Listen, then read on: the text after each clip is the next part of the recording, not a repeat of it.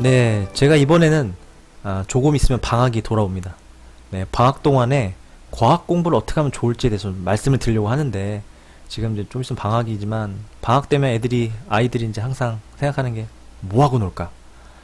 뭐 하고 스트레스 풀까? 이런 생각만 하는데, 제가 생각할 때 방학은 네, 공부를 했다가 안 하는 시기가 아니고요. 공부를 많이 했다가 줄이거나 아니면 양적으로 했다가 질적으로 하거나 이렇게 변화를 주는 시기라 생각을 하지, 뭐 왕창 했다가 왕창 쉬고 이건 공부가 아닙니다. 어떤 일이나 어떤 운동 선수들이나 어떠한 뭐 일을 이룰 때 했다 안 했다, 쉬었다 했다 이런 방식은 없어요. 그렇게 하면 절대 늘지도 않고요. 네, 그래서 방학 동안에 어떻게 하면 좀 더 질적으로 어떻게 좀 효과를 볼 수 있는지 말씀드리려고 합니다. 그리고 제가 여기서 말씀드린 내용들은 제가 이제 주관적으로 이제 겪으면서 느낀 거를 말씀드린 거지, 누구한테나 다 맞다, 그러니까 꼭 해라, 이런 건 아닙니까? 여러분께서 들으시고, 네, 자기가 괜찮다고, 자기한테 맞다고 생각하면, 네, 참고해 주시고, 뭐 이런 게 있어. 뭐 이럴 수도 있어요. 그쵸? 말도 안 돼. 네, 그러면 다른 방식을 접해보는 거 좋아요. 네, 이 세상에 누구한테나 100% 맞는 공법은 없어요. 없다고 저는 생각을 해요.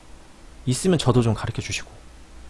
사람이 다른 존재죠. 성격도 다른데 어떻게 공법이 다 똑같겠습니까? 그렇기 때문에 저는 이런 공법이 있다 말씀을 드리는 거고요. 자, 우선 과학을 공부할 때 과학이 너무 어렵다고 생각하는 학생들 위주로 말씀을 드리려고 합니다. 다음에는 이제 좀 뭐 중위권 아니면 좀 잘하는 학생 이렇게 분류를 시켜서 말씀드릴게요. 자, 우선은 과학 공부가 너무 어렵다. 이런 학생들은 왜 공부가 어려울까? 저는 제가 나름대로 고민을 해봤습니다. 고민을 해보니까 우선 공부가 어렵다 하고 하는 학생들은 대부분 공부하기 싫어합니다. 근데 이거는 저도 어릴 때 그랬고요. 어떻게 보면 당연한 거죠. 근데 이런 얘기를 할 때는 좀 안타깝기도 한데, 어떻게 보면 좀 논리적으로 말할까 많이 고민하지만, 뭐 감정적으로 얘기해도 그렇고, 그래서 저는 이런 얘기를 좀 합니다. 사람은 동물이라기보다는 인간이죠. 네가 만약 동물이라고 했으면, 동물로 태어났으면 뛰고 싶을 때 뛰고 먹고 싶을 때 먹고 놀고 싶을 때 놀면 되지만, 우리는 어떤 규칙이 존재하고요, 어떤 문화가 존재하는, 문화를 그럼 가지고 있는 인간입니다.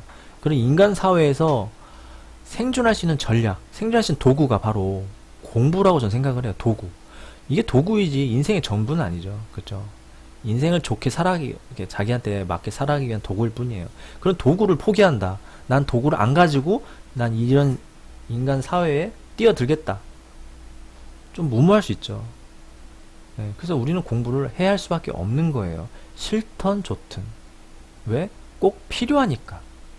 그래서 어느 학원을 다니겠다, 그런 것보다도 좀 마음가짐이 중요해요. 이 공부를 어렵게 생각하는 학생들은 정말 주변에서도 계속 달래주시고, 계속 권유해주시고, 계속 논리적으로 말해주시고, 토닥여주시고, 이 마음 먹게 하는 게 되게 중요한 것 같아요. 이게 중요할 것 같고요. 우선은 공부를 어느 정도 하고 싶지만 이해가 너무 어려워서 아예 수업을 듣지 않는 학생들도 있어요. 그죠? 들어도 뭔지 모르니까. 그런 학생들은 이런 방학 동안에 진짜 맘먹고 복습 한번 해야 됩니다. 예습보다는 복습을 먼저 해야 될 것 같아요. 이해가 안 되면 다음 거 이해 안 됩니다, 과학은. 이만큼 중요하고요. 간단한 겁니다. 너무 복잡하게 복습할 생각하지 마시고, 이걸 언제 다 읽고 하지 마시고, 자기가 모르는 단어만 찾아서 정리해 본다든가, 아니면 나는 예를 들면 내가 중2지만 중2 거 과학이 전혀 이해가 안 된다. 그러면 솔직히 방학이니까 혼자서 집에서 1학년, 자기보다 낮은 학년 교과서도 다시 한번 보면서 단어 정리해 보는 거 좋은 거예요. 창피하지 마시고요. 저도 그랬으니까요. 그 다음에 이제 과학 공부 어려운 애들이 이제 수업 중에 딴 생각해서 잘 못 듣죠. 나는 이렇게 집중이 안 되지? 들어도 뭘 들었는지 모르겠다, 이런 학생들 있어요. 분명히. 그런 학생들은 딱 하나, 과학을 싫어해서 아마 수업 중에 딴 생각 할 수도 있고요. 아니면 다른 잡생각이 많다는 걸 수도 있어요. 반대로 얘기하면 과학을 싫어할 수도 있지만 다른 생각이 많다. 즉 게임을 워낙 좋아하는 학생들은 예를 들면 수업 시간에 게임만 생각나요. 아니면 자기가 운동을 좋아하는 애들은 수업 시간에 운동만 생각나고. 솔직히 그런 주변 유혹을 미리 없애놓고 수업을 듣는 게 잡생각을 없앨 수 있는 거지. 할 거 다 하고 놀 거 다 놀고 뭐 공부하려고 하면은 그런 생각 많이 납니다. 방학 동안에 한번 주변을 정리해 보세요. 공부를 정말 성적을 올리고 싶다면 주변을 정리하거나 자신이 주변에서 이제 자신한테 이제 막 주변에 오는 유혹들 있죠. 유혹을 이제 없애는 거. 게임을 줄인다거나 이런 마음 없이 어떻게 공부를 하겠다고 하는지 저는 잘 모르겠어요. 게임하면서 공부하겠다. 그럼 머리 좋은 애들이야 가능하죠. 저는 안 되더라고요. 예. 그 다음에 이제 어느 정도 노력을 해서 외우긴 하지만 자꾸 까먹고 잊어버린 학생도 있어요. 분명합니다. 예. 저도 그랬어요. 예. 이상하게 보면 저는 어릴 때 공부를 이렇게 썩 잘하지 못했어요. 많이 못했어요. 그래서 저는 공감이 됩니다. 저도 그랬거든요. 하지만 마음 먹고 전 됐습니다. 예. 여러분들도 마음 먹고 그럴 수 있어요. 자, 외워도 자꾸 까먹는 사람들은 머리가 나쁜 게 아니에요. 저도 머리 나쁘다고 자꾸 제 뇌만 탓했지만, 예. 결국은 공부법이 자기한테 안 맞은 거였어요. 그냥 무작정 외운다 되는 게 아니에요. 그죠? 그냥 외우면 그냥 잊어요. 예. 요새는 효율적인 공부가 좀 더 오래 기억할 수 있는 지름길이니까 그걸 찾아보는 게 좋아요. 그럼 어떻게 하면 좋을까? 예, 간단한 예시를 들겠습니다. 우선은 공부가 너무 어렵다, 과학이 너무 어렵다 하는 학생들은 기본 단어 뜻부터 정리를 해보는 게 좋아요. 예. 근데 요새 애들 이거 저번에도 말씀드렸지만 뭐 프린트 이거 다 정리되어 있는데 굳이 못하러 다시 정리하냐? 왜냐하면 자신한테 이해하기 쉽도록 자신만의 언어로 정리하는 게 좋아요. 무슨 뜻이냐? 예를 들어보죠. 자, 교과서에는 예를 들어 이제 중학교 2학년 교과서에는 이제 기권에서 이제 대륙권이라고 나오는데 공기 중에 있는 층 이름이죠. 대륙권에서 대류현상과 기상현상이 발생한다고 이렇게 써 있어요. 아마 프린트에도 이렇게 정리가 돼 있을 거고요, 학교에서도. 근데 전 솔직히 이게 어려워요, 단어가. 이해가 안 돼요. 그런데 어떻게 다시 봤을 때 또 이해가 되겠습니까? 그래서 제가 정리했을 때는 저만의 언어로 이해하기 쉽게 한번 정리하는 겁니다. 자, 대륙권. 전 대류라는 단어를 찾아봤겠죠. 대륙권. 공기가 위아래로 잘 돌고, 기상현상, 눈비, 바람 등 날씨가 있다. 얼마나 쉽습니까? 이렇게 정리를 해놔야 다음에 봐도 쉽고 아니면 보면 볼수록 더 빨리 외워지고 좀 더 시간도 효율적으로 됩니다. 이거 귀찮다고 그냥 읽고 또 읽고 언젠가 읽으면 되겠지? 안 돼요. 언젠가 그런 건 없어요. 마음을 먹고 제대로 해봐야 되는 겁니다. 그 다음에 이제 어려운 학생들 위주로 말씀드립니다. 문제집을 사시면 제 생각에는 다 푸는 거 거의 다 풀어본다는 얘기는 좋지만 반대로 얘기하면 난 머리가 나쁘구나를 증명하는 기회가 될 수도 있어요. 정말 기분 나쁜 부정적인 이 마음가짐이 생길 수가 있어요. 그래서 저는 쉬운 문제만 우선 골라서 풀어봐라. 너무 어려운 학생들은 그래야 제대로 뜻도 다시 한번 이해하고 조금씩 자신감 넣어줄 수 있죠. 난 이 정도 되는구나. 나는 이 기초 정도는 이제 풀 수가 있구나. 그쵸? 기초 문제, 개념 문제 위주로 골라서 푸시고 문제집 아까워하지 마세요. 나중에 또 풀면 되고요. 시험 때 또 풀면 되고요. 예. 언젠간 문제 다 풀 수 있습니다. 예. 다 풀어야지 공부가 아니라는 거. 문제집 아까워하지 마시고요.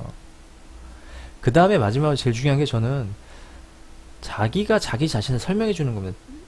즉 독백하듯이 영화에서 이렇게 연극이나 뮤지컬 보면 자신의 마음속의 생각을 청중에게 들릴 수 있도록 크게 얘기를 하죠.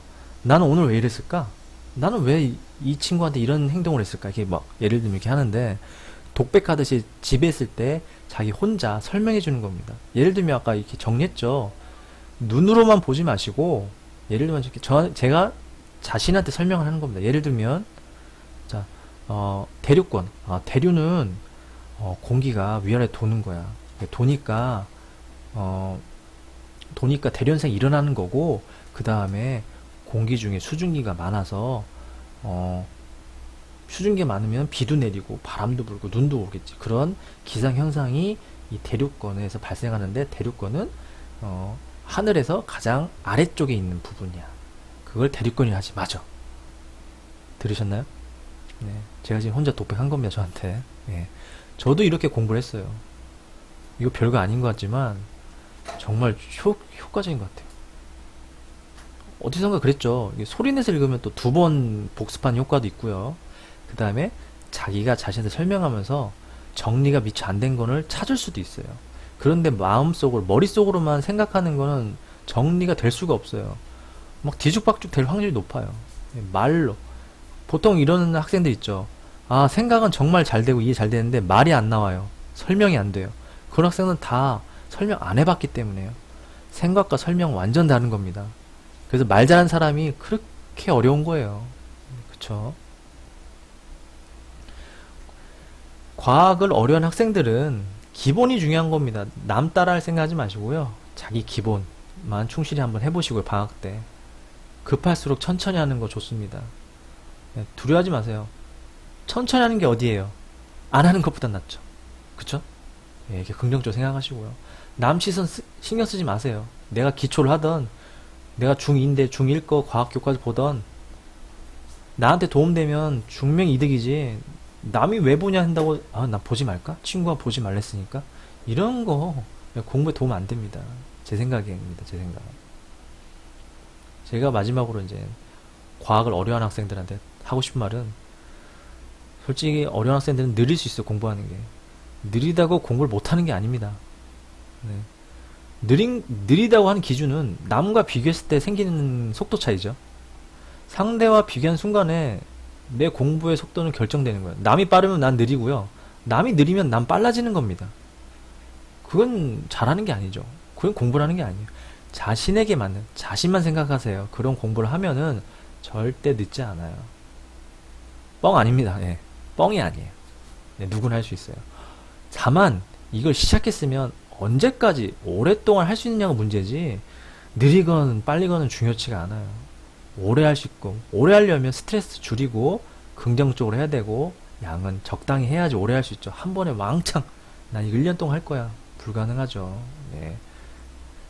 이걸 듣는 학생들이나 학부모님들께서도 이 정도 한 가지, 40가지만 가지고 있으면 여러분 충분히 할 수 있습니다. 네. 할 수 없으면 제가 말씀을 안 드려요. 네. 꼭 성공하시길 빌겠습니다. 방학 활용 잘 해보세요. 이상으로 마치겠습니다.